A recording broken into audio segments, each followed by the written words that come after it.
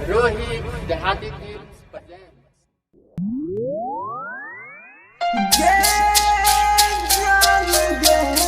Rohit Dehati films music by DJ Vikas Sitamarhi. JK Yada Films.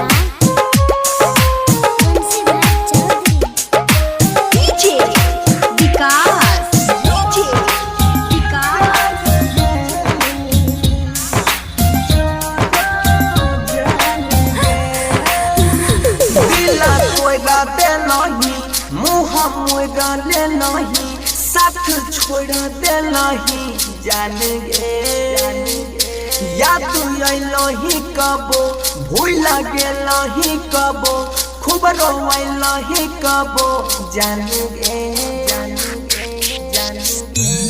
जब दिलावा हमार तू तोड़ देलही तासुरे बोलाला से कोनो फायदा गे मुहा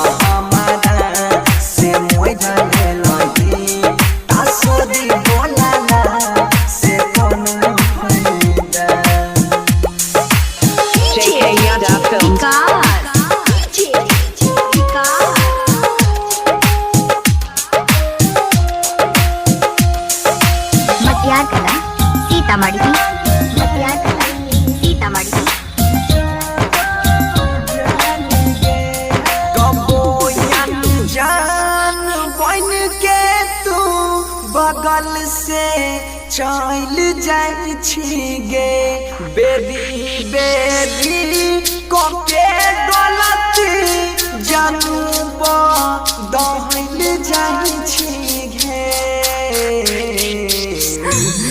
जब ले हाथों सारा से छोड़ देलही तासुरे बोलाला से कोनो फायदा गे मुहा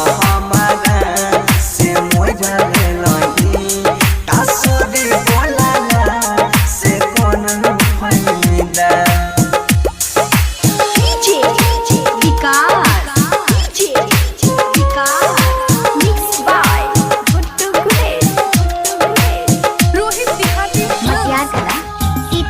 Yada Films.